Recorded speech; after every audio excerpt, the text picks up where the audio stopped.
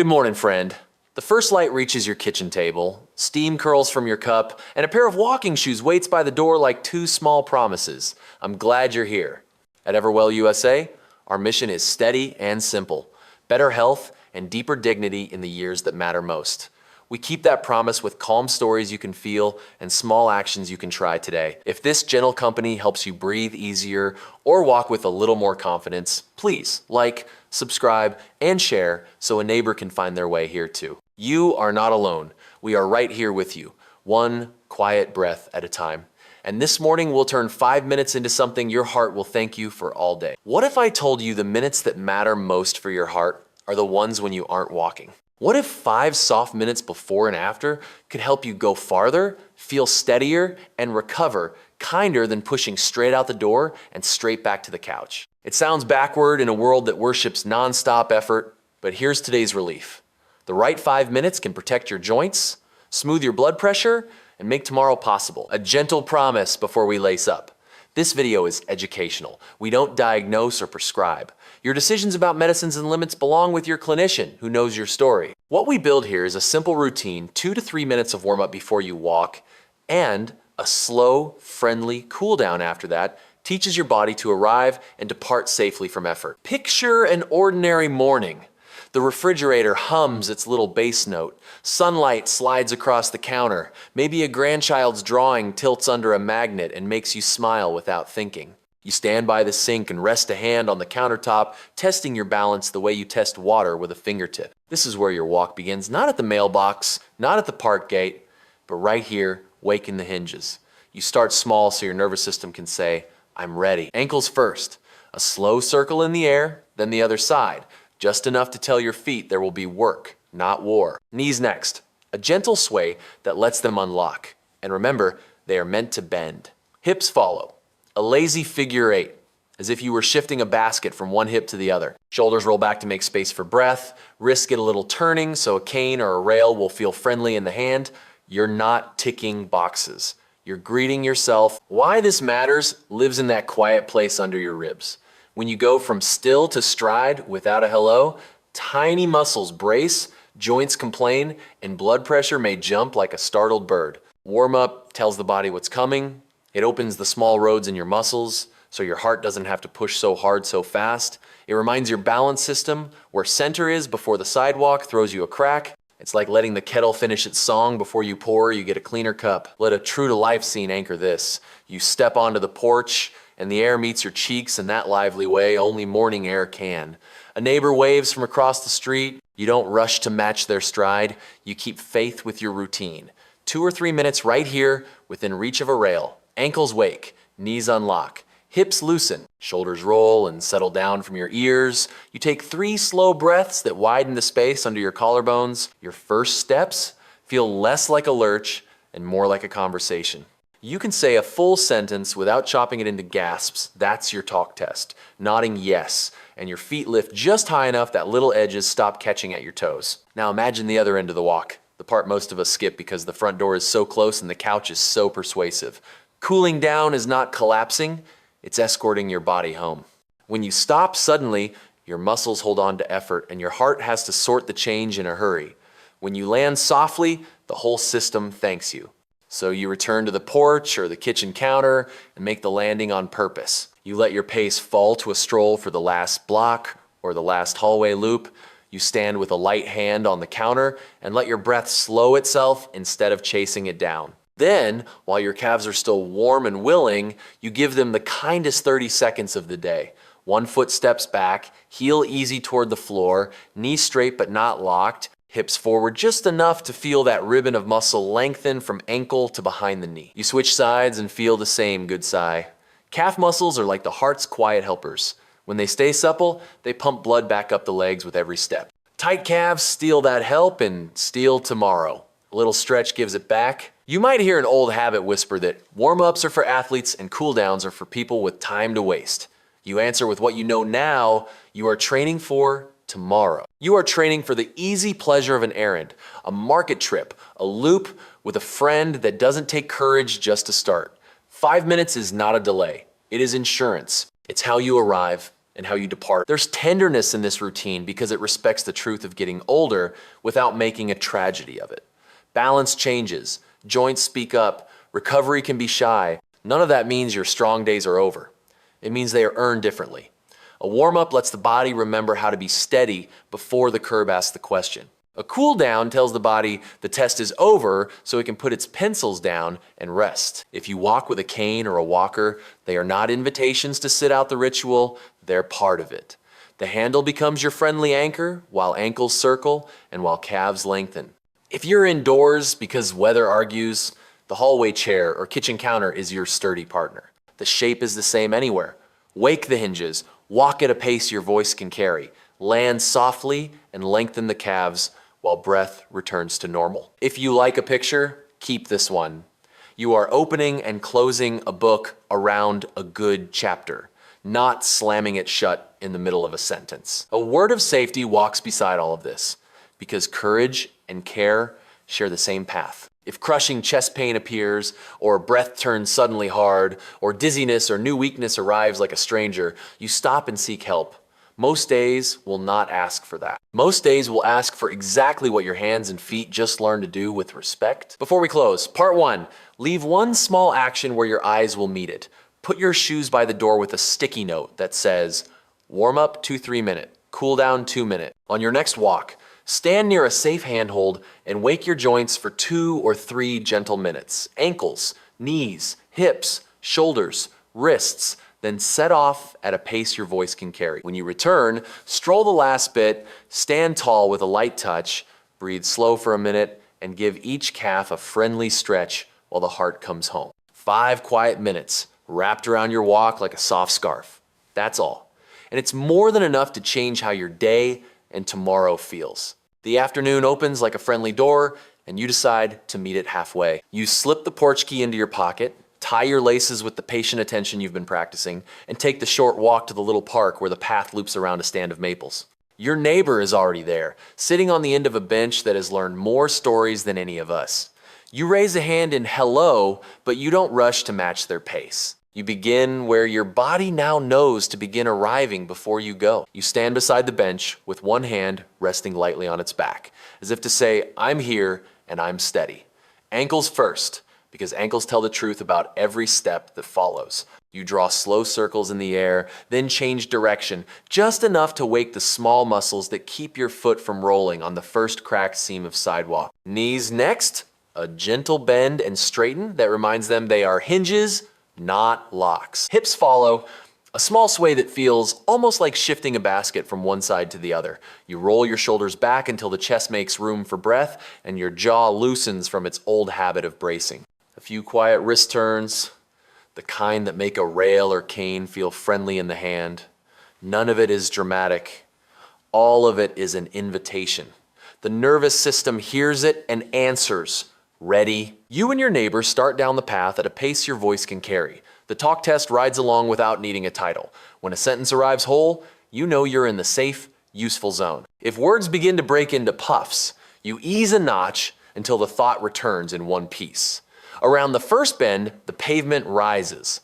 Not much, just enough to pull at the calves. You notice how different it feels after those small circles at the bench. Your feet lift without asking the toes to scrape, your eyes travel farther than the ground, and your stride lands more softly on the body that has to carry it into the evening. You pass the spot where roots ripple the asphalt like a slow wave. The old habit whispers, prove something. You answer it with what you're learning. Preparation is not postponement. The 2 minutes you gave yourself at the start did not steal your walk. They made it steadier.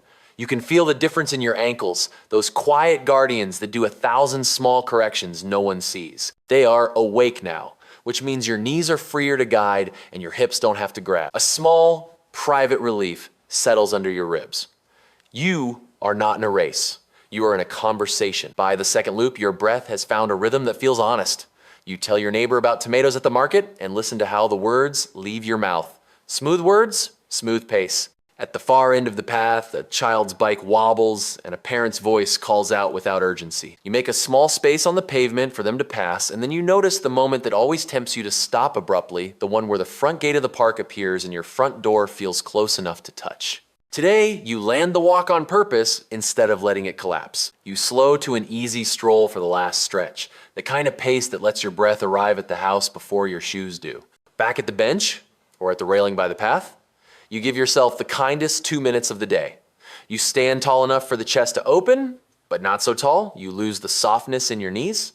Your grip stays light so your shoulders don't creep towards your ears. One foot steps back and the heel angles gently toward the ground. You straighten the back knee without locking it and lean forward just enough to feel a smooth line lengthen from the back of the ankle to the back of the knee. Not a yank, not a wince, just a slow untying of the knot most walks leave behind. You breathe into that line as if you're pouring warm water down a tight ribbon. Then you switch sides and let the other calf have its turn. These muscles are your heart's quiet helpers. They squeeze blood back upward with every step. When you leave them tight, they work like stiff pumps. When you give them 30 patient seconds, they remember how to help without complaint. Your neighbor asks why these last minutes feel so different from just stopping.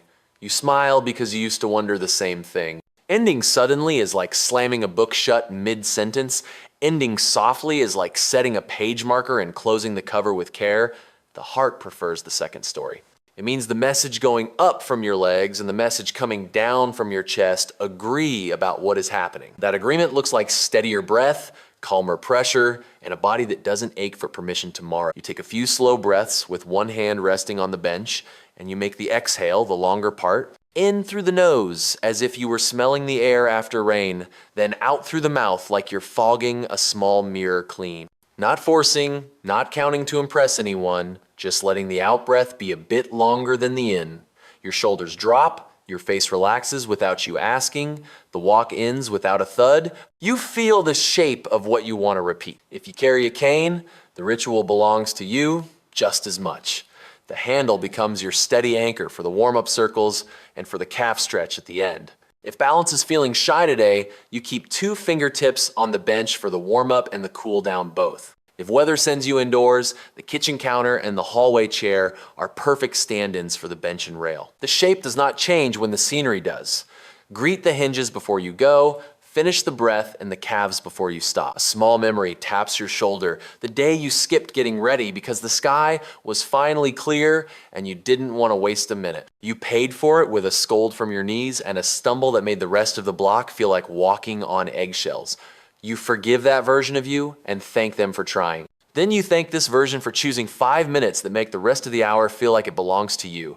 Strong used to mean pushing. Now it means repeatable. You keep wisdom beside you because care and courage share a path. If a new heavy pain grips your chest, if breath suddenly won't come, if dizziness or weakness arrives like a stranger you did not invite, this is not the time for circles and stretches. This is the time to stop and seek help. Most days will not ask for that. Most days will ask only for the small courtesies you just gave your body, a beginning that says hello and an ending that says thank you. Before you head home, give yourself one simple action that will still be there tomorrow. Choose the 2 places where your warm-up and cool-down live. Maybe it is this bench and that rail. Maybe it is the kitchen counter and the hallway chair. Say their names out loud as you untie your shoes later so your mouth helps your feet remember. On your very next walk, arrive at the first spot and wake the hinges for 2 or 3 gentle minutes, then set off at a pace your voice can carry. When you return, stroll the last bit, stand tall with a light hand, breathe out longer than you breathe in, and give each calf its slow 30 seconds. The path will feel friendlier, the evening will feel kinder, and tomorrow will be waiting with less to prove and more to enjoy. Rain taps the window with a patient rhythm and you decide the sky doesn't get to cancel your day. You put on the sweater that makes you feel seen and turn the hallway, kitchen, and living room into a quiet loop that belongs to you. The television stays off so the room can hear your breath and your phone goes face down because there's nothing urgent about to happen except a better 5 minutes. You stand by the kitchen counter and let one hand rest there like a gentle promise. You're not hurrying out the door today. You're arriving where you are. Your body remembers the order now, not as a checklist, but as a greeting. Ankles make slow circles that wake the small muscles around your feet. Knees soften and straighten as if they're agreeing to cooperate. Hips sway a little to loosen the places that carry you. Shoulders roll back so the chest can open and breath has somewhere to live.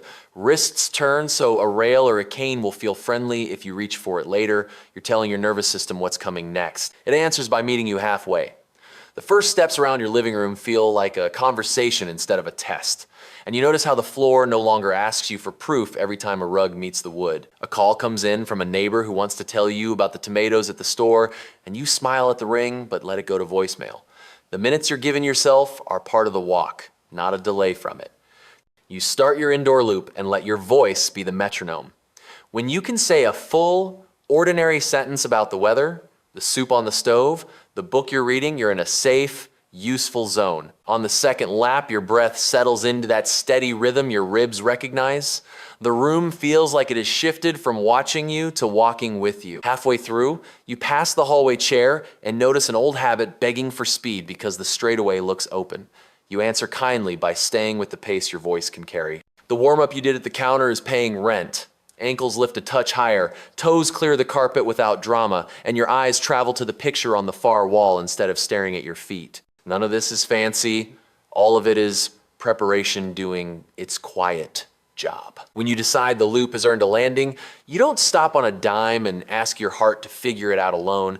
You begin your cool down the way you might lower your voice near a sleeping child. You let the last lap be slower, the kind of stroll that lets your breath arrive at the counter before your shoes do. You stand facing the counter with a soft hand on it and let the shoulders drop from your ears. Your next few breaths are longer on the way out than on the way in. Inhale through the nose as if you're smelling rain. Exhale through the mouth as if you're fogging a small mirror clean. Without naming any systems, you feel what your body knows.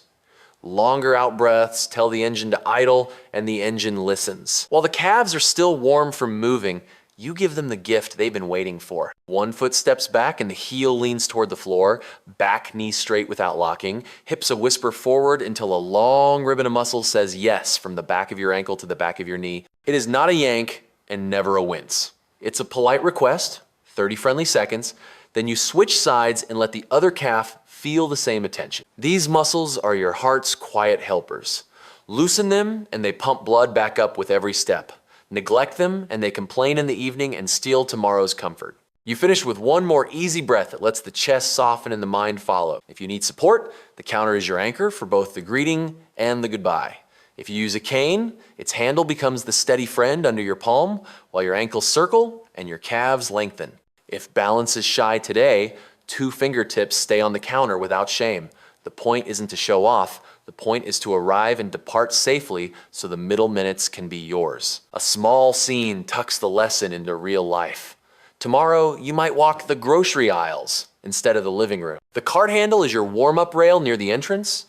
2 quiet minutes of ankles, knees, hips, shoulders, wrists before you set off down produce. When the list is done, you don't rush the doorway just because the car is near. You stroll the last aisle at a softer pace, stand tall behind the cart, breathe out longer than you breathe in, and give each calf its measured 30 seconds by the trunk before you start the engine. The clerk only sees a calm customer. Your heart feels the difference hours later. A gentle word of wisdom always walks beside you.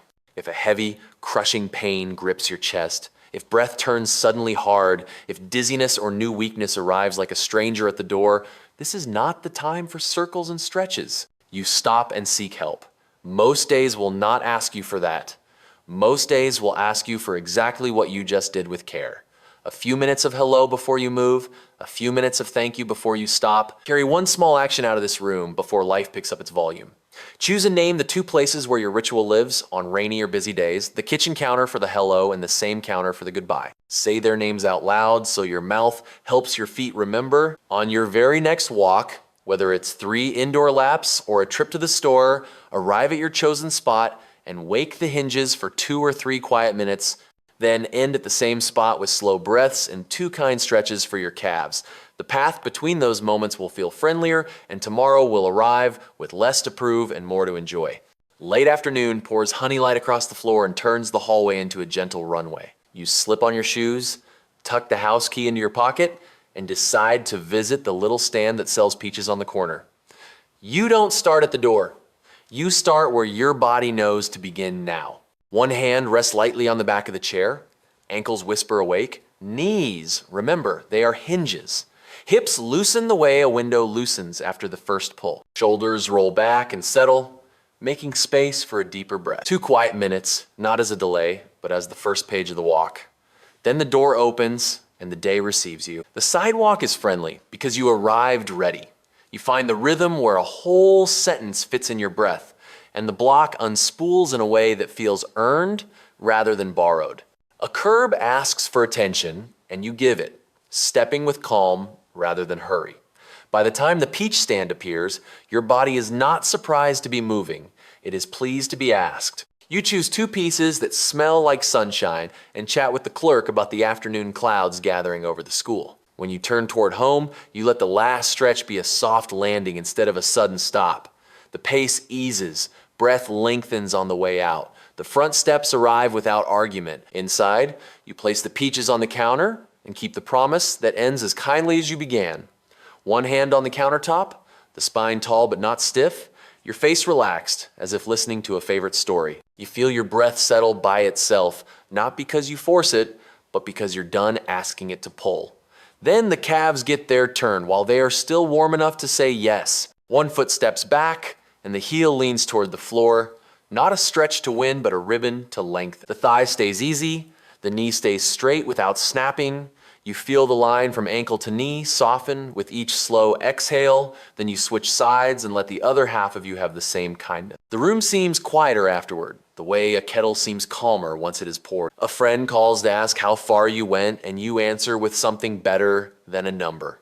You say you went out ready and came home gentle, and that the middle felt like yours. You talk about the small difference those 5 minutes made, how the ankles lifted more willingly, how the breath stayed friendly on the little hill, how the steps did not beg to be short. You feel the pride under your ribs that comes from repetition rather than luck. Strong used to mean you pushed through. Now it means you can return tomorrow without a lecture from your joints. Wisdom keeps you company as the evening slides in. If sudden, heavy chest pain ever grips, if breath turns hard without warning, if dizziness or new weakness arrives and will not let go, you do not warm up or stretch. You seek help. Most days will never ask for that. Most days will ask for exactly what you just practiced. A hello before you go and a thank you when you return. Before you turn to dinner, leave a small anchor for tomorrow.